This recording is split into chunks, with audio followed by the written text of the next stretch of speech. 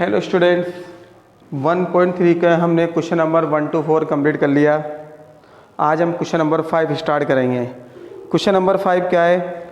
What can the maximum number of digit be in the repeating block of digit in the decimal expansion of 1/17। यानी कि 1/17 आपको एक rational number given है, आपको बताना है मैक्सिमम कितने डिजिट आ सकते हैं, नंबर ऑफ डिजिट रिपीटिंग, जब ये रिपीट हो जाए।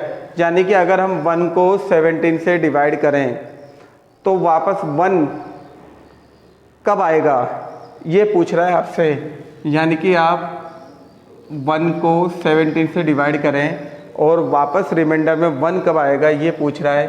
तो हम डिवाइड करते हैं, डिवाइड करने के बाद ही पता चलेगा हमें कि देखो इधर 17 से 1 को डिवाइड नहीं कर सकते तो हमें डेसिमल पॉइंट लगाना पड़ेगा। पॉइंट कितना जीरो दे सकता है? 1। अभी भी डिवाइड नहीं हो रहा तो हमें और जीरो की ज़रूरत पड़ेगी, तो इसलिए हम क्या करेंगे, ऊपर एक जीरो लगाएंगे और यहाँ जीरो। 17 की टेबल में 100 आते नहीं है, लेकिन 5 टाइम में कितनी बार आते हैं? 85। अब 17 डिवाइड नहीं हो रहा था इसलिए पॉइंट के जैसे हमने जीरो उतार दिया।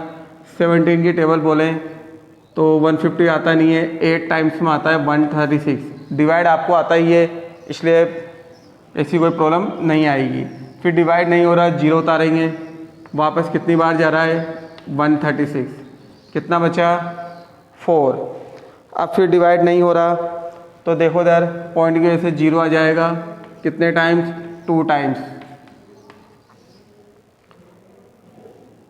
17 की टेबल बोले 60 तो आते नहीं है, 3 टाइम में क्या आता है? 51। 90 आते नहीं है, हमें बताए 17 5 जा क्या होता है? 85। फिर 50 नहीं आते, 2 टाइम में क्या आता है? 34। जब तक करना है जब तक रिमाइंडर 1 नहीं आ जाए। 160 आता नहीं है, लेकिन 9 टाइम में कितना आता है? 153। 70 आता नहीं है, 68। फिर 20, 70 बन जा 17। फिर 1 टाइम्स, मैं यहाँ लिख रहा हूँ इसको 30 17। तो कितना बचेगा? फिर पॉइंट के वैसे जीरो आएगा।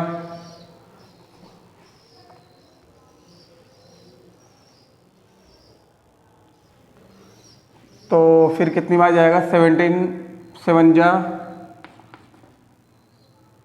119।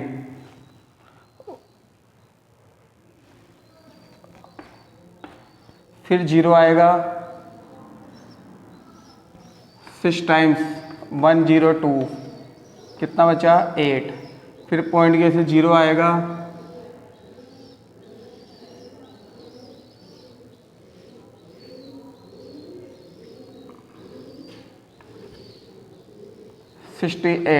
तो 120। अब 17 को बोले 120, कितने टाइम्स? 109। तो कितना आ गया? 1। तो यानी कि अगर हम वापस इसको डिवाइड करना बैठे तो वापस वही नंबर आएगी, तो इसलिए इसका आंसर हम लिख सकते हैं 0.05882359294 117647 और इसके ऊपर बार। तो इसका आंसर इस तरह से आएगा। तो आपको इसको डिवाइड करना है। डिवाइड सिंपल है, केवल जब तक डिवाइड करना है जब तक रिमाइंडर 1 नहीं आ जाए। क्वेश्चन नंबर 6 सोल्व कर सकते हैं। क्वेश्चन नंबर 6 में भी देखो क्या लिखा हुआ है उसमें, एक बार रीडिंग करें क्वेश्चन की। Look at several example of rational numbers in the form p/q। यानी कि आपको ऐसे कुछ एग्जाम्पल देने हैं p/q की फॉर्म में, where p and q integers with no common factor then other than 1। यानी कि उनमें 1 के अलावा कुछ कॉमन फैक्टर नहीं हो। एंड हैविंग टर्मिनेटिंग डेसिमल रिप्रेजेंटेंट, और आप इसे, और वो कौन सा होना चाहिए? टर्मिनेटिंग होना चाहिए। Can you gauge which property Q must satisfy. यानी कि आपको क्यू के लिए ऐसी कौन सी प्रॉपर्टी सेटिस्फाइड होगी। ये क्वेश्चन 10 क्लास से रिलेटेड है, थोड़ा बहुत वहाँ पर ये काम में आएगा। हमें P बाई Q की फॉर्म के ऐसे कुछ एग्जाम्पल देने हैं जिनमें कॉमन फैक्टर 1 हो और साथ में क्या हो, टर्मिनेटिंग हो।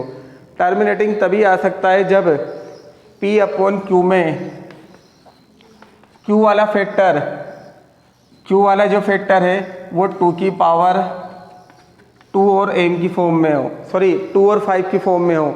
या तो नीचे वाले फैक्टर 2 आने चाहिए या 5 आने चाहिए या बोथ, दोनों हो सकते हैं। देखो कोई सी भी रेशनल नंबर टर्मिनेटिंग हो सकती है अगर Q के फैक्टर या तो 2 की फॉर्म में हो या 5 की फॉर्म में हो या दोनों ही हो। फॉर एग्जांपल जैसे 7/8, यहाँ पर अगर हम इसका प्राइम फैक्टर करें 8 के तो ओनली 2 की पावर 3 यानी 2 ही आता है। और अगर आप इसको डिवाइड करें तो ये टर्मिनेटिंग है। देखो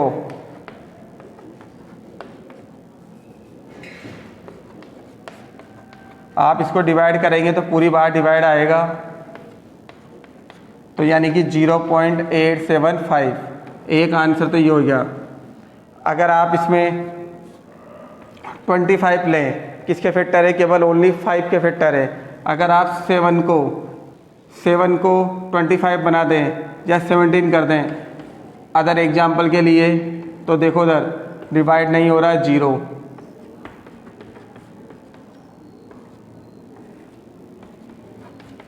यानी कि एक एग्जाम्पल ये हो गया। और अगर आप